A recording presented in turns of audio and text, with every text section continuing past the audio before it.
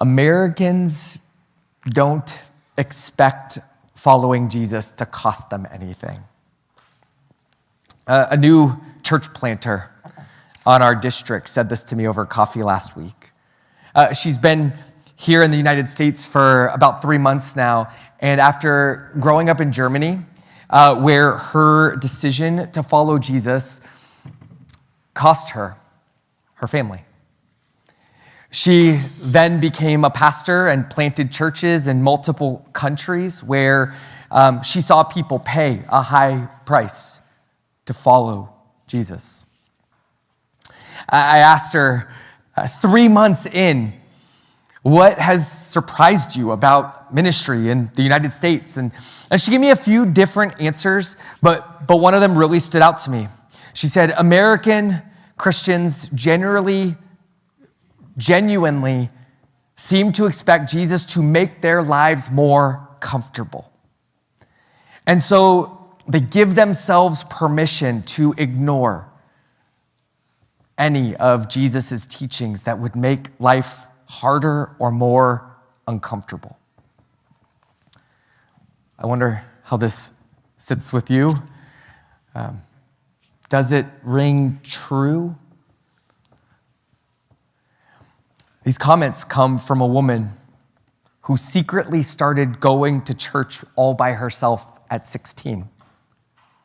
She would spend Saturday nights at a friend's house and would tell her parents where she was and who she was with. But then when she would come home late on Sunday afternoons, her parents just assumed that she and her friends had slept in because they were hungover after a late night out partying. She would tell her parents that she was going out with friends, but was really going to a Bible study. And she had friends there, so she didn't feel like she was lying, but she knew that her parents couldn't find out what she was really doing. And then on her birthday, these friends sent her a Bible in the mail. And it came in a box, and on top of the Bible, in the box, was a sheet of cardboard, and on top of that was a bunch of candy. And so when the package arrived at her house and her parents opened it, all they saw was the candy, and so they just put it in her room along with all of her other birthday gifts. And for the very first time, she could read the Bible on her own. She began to, with like a great hunger, like somebody who had been living in a desert and finally had their first taste of water. And she did read it secretly until her parents found out. And they literally made her choose. She could live with them, or she could continue this religious nonsense. And at 17 years old, she moved out of her family's house to follow Jesus. She moved to a city, Frankfurt, where Christians took her in and raised her in the faith. And this church planter said to me, from the beginning, I knew that the decision to follow Jesus could cost me my family. Following Jesus has always cost me something. I don't know about you, but it didn't cost me anything to start following Jesus. My family wasn't walking with Jesus, but there was never even a threat that I might lose them. My new faith didn't change my social standing in school. I mean, people were for sure surprised, and there was an occasional awkward moment. But I invited everyone to Young Life to hear about Jesus. And I didn't lose any friends. The biggest difference in my life was that I was now going to worship on Sundays by myself, waking up early to come worship with this church, although we were in a different place at the time. But here I am, a senior in high school, and some of the times I even woke up early for a Sunday school class. Bella's dad. But cost? I do remember the first time, I felt like it cost me something to follow Jesus. And it was part of my senior year. My friend Heather had helped lead me to Jesus. And she was actually one of the reasons I went to Young Life. And she helped me get to camp where I heard the gospel and I started following Jesus. And Heather and I, our senior year of high school, had been recruited to lead a senior trip to Cancun. Some company that sends high school seniors on graduation trips to places around the world had identified us as influential students at our school, and they promised us all sorts of perks, including a free senior trip to Cancun. All we had to do was recruit enough of our classmates to go. The previous 2 winters, I had actually done this exact thing for a company that sent high schoolers on snowboarding trips. I had made money doing it. I had gotten all kinds of cool free stuff. I had gone on these free trips. I was pretty good at recruiting my classmates for these things and getting free stuff out of it. And Heather and I were off to a fast start. People wanted to go to Cancun. And then she called me on the phone. And I can remember where I was standing, next to the wall phone attached to the wall in the kitchen. It's one of the weirdest conversations I've ever had, because she said, "Curtis, I'm so sorry about this. I don't think I can go to Cancun anymore. Something has felt wrong about it.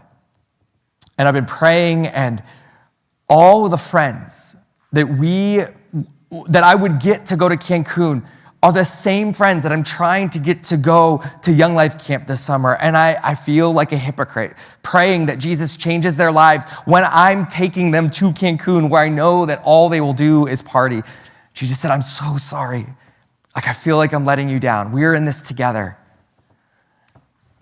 And I told you that this was the first time I felt like following Jesus cost me something, but still something wasn't very much. Because Heather's words had a kind of power in my spirit. And I recognized the truth in what she was saying immediately. And as disappointed as I was to not go to Cancun and get a bunch of free stuff, like, I knew she was right. She inspired me to do the right thing, gave me the courage. And so I also backed out of the trip. And when I look back at it, it really wasn't much of a price to pay, especially when I look at that summer. And I look at what I did that summer instead of going to Cancun. And I went on a mission trip, and I spent a month washing dishes at a Young Life camp. Losing Cancun was nothing compared to what God gave me that summer. But then I think about my new German friend and the loss of her family. And it strikes me that her experience is just so much closer to what we hear Jesus saying in our passage this morning, right? If your right hand causes your downfall, if your right eye causes your downfall, tear it out, cut it off. For it is better for you to lose one of the parts of your body than for your whole body to go off into Gehenna. Later in the Gospel of Matthew, Jesus will actually name the loss of family as a real and a potential consequence of following him. But here, Jesus seems to just be using this strong hyperbole to make a case, to follow Jesus, right? To become the human being that God made you to be. It might cost you severely. And there's this question kind of echoing through this passage, and it is, what is it worth for you to live? Some people will give up their families to find life in Jesus. Others, their homes. Others, their dreams and their ambitions. And others will give up their very lives. And Jesus suggests at multiple points that this is a life or death decision. To choose Jesus is to choose life. And so, what is life worth to you?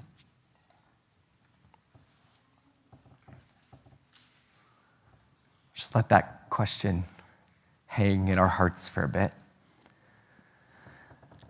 I was running with this doctor on Friday morning, and we got into an interesting conversation. We were talking about the people who inspire us to be more healthy and active. This is a doctor who really cares about people being healthier and more active. And he was telling me, he made this funny observation. He said, I've never seen a 25-year-old so beautiful or hot or fit that I thought, what are they doing? I want to be just like them. No, he said, it's when I'm hiking up Mount Diablo and an 85-year-old passes me that I think, what are they doing? I want to be just like them. A 25-year-old being young and fit and attractive is, I don't know, kind of what 25-year-olds exist to do. But for an 85-year-old to still not just be alive, but living when they hit 85, right? It usually means it has cost them something. Jay will tell you they've worked on their hand strength. He's very concerned about hand strength, you guys. If you haven't yet received a hand grip strengther from him, he's got one for you. But they've put work in. They've put work in to get there. But I want to go back to that 25-year-old for just a second. Because there is a kind of 25-year-old who can inspire us, who does inspire me. The kind who leaves her family behind when she's 17 to go and follow Jesus throughout Germany. Serving Jesus and planting churches in a country that is so resistant to Jesus that parents would rather believe their teenage daughter is out partying all night and hungover the next day than think that they might be getting involved with a church. I'm inspired by a 17-year-old kid who then over the next 10 years would become a core leader in this vibrant church planting movement that has brought real spiritual life to a country that many had written off as spiritually dead, maybe forever. I hear this church planter asking us the question, like, what would we be willing to give up so that God might use us to reach our neighbors? Like, what cost would we be willing to pay if it meant that God could help us live as Jesus in our neighborhoods? What would it be worth? What would it be worth to us for our neighborhoods to be transformed with the love of Jesus? Would we tear out an eyeball or cut off a hand if we knew that it would save our lives or the lives of our neighbors? Would we give up some of our TV watching or give up some sleep or give up some social media scrolling? Would we give up some of our kids' activities? Would we give up some of our privacy and our personal time, some of our personal projects? What would we give up? Do any of these sound all that drastic compared to a 17-year-old who follows Jesus and loses her family? What kind of time would we have available all of a sudden? How available and present could we be?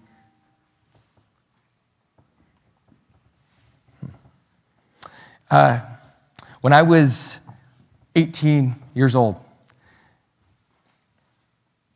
actually it was during that summer, when I could have gone to Cancun, and I didn't. Instead, what I learned that summer while I was away washing dishes for a month was that I had a lust problem. It's an awkward discovery. I'd been following Jesus for a year. I had no idea. But here I was on work crew for a month, and I was surrounded by a bunch of young men who were further along than me. And I had some work crew bosses who were further along than all of us. And I heard these men, these young men, talking about the ways that they were trying to honor the women in their lives. They were describing who they used to be. They were talking about how they used to look at women, both in real life and online, how they used to lust after them with their eyes, how they saw women as objects. And I had no idea that this is what I had been doing since a very young age. But as they described their former selves, I was listening to them, realizing that they were describing my present self. And I didn't know what to do with that. But I felt a conviction of the Holy Spirit that there was this core sin in my life, this brokenness, this set of disordered desires. And I could immediately see how they had ruined relationships, how these disordered desires lived out had hurt women in my life, how they were hurting me. And I found myself that summer ready to start, cleaning house. I had learned a ton from these guys that I was surrounded by. These guys had told me all the things that they had done to try to honor women with their eyes. And so I started doing those things too. And I read books that had more tips in them. But I need to say, and I'll try to say this as vaguely as possible, most of the tips I was following were basically just designed to limit my visual access to women. I learned how to avoid looking at women in real life and online. These were basically efforts to tear out my eyes and cut off the hand without actually mutilating myself. And I got, in my own opinion, pretty good at it. But then over the years, I learned something, again, awkward. That's always awkward when we just discover what's at work in our hearts. Dang. You probably already know this, but you can avoid looking and still lust. Because lust doesn't live in the eyes. It lives in the heart. And with the help of some good Bible teachers like Dallas Willard, I started to realize that Jesus actually isn't being hyperbolic at all in this teaching that we just heard this morning. He was leading us to make a conclusion, to come to a conclusion on our own. But he doesn't say it explicitly. He leaves a gap in his teaching that we are supposed to fill. So he says, if your right eye causes your downfall, and he says, if your right hand causes your downfall, tear it out, cut it off. Why don't we see more people running around missing eyes and hands? Or the reason we don't tear out our eyes or cut off our hands isn't because Jesus didn't really mean it. It's because he knows that your eye didn't cause your downfall. Your hand didn't cause your downfall. Because a person without eyes and a person without hands can still lust. Because lust is cultivated in the heart. The heart is the source of all lust. The heart is the home of all desire, God-given desire, and also sin, disordered desire. And we can cut off every single one of our body parts and still not touch the source of disordered desires. And we could take every human desire and find the exact same thing in our hearts. Right? Like, why do we not live together as Jesus in our neighborhoods? Right? Like, we could make up a million excuses, from our busyness to our individualism. Like, we could run through the list of things keeping us from it. And then we could devote all kinds of time and energy to getting a better handle on our priorities and our schedules, right? We could chop off activities right now. We could just say, I'm gonna stop doing that, I'm gonna stop doing that, I'm gonna stop doing that. We could tear out all the time sucks. We could throw our phones away forever. We could unplug our TVs. We could do all of this and then find ourselves just filling our schedules with different activities and other ways to waste our time. Because our lack of conviction, our lack of mission, our lack of desire to serve Jesus and do his will in our neighborhoods as it is in heaven, it's not a calendar issue. It's a heart issue. Yes, right? Lust is then fed through the eyes. Yes, our heart issues are fed through our schedules and what we spend our time on. But if we tear out the eye, but we don't let God do surgery on our hearts, we will continue to objectify women. We will continue to destroy the image of God. We'll do the work of Gehenna. Jesus was not being hyperbolic. He was just echoing the same instructions that his father gave to Israel so many years earlier. From Deuteronomy 10:16, circumcise your hearts and stop being so stubborn. Cut out what is sick in your heart, God said to Israel. This was at the beginning of Deuteronomy. At the very end of Deuteronomy, Moses acknowledges that the people would never be able to do this on their own. They would never be able to change their hearts on their own. And so Moses tells the people, it's one of his closing words of encouragement to them. Yahweh, your God, will circumcise your hearts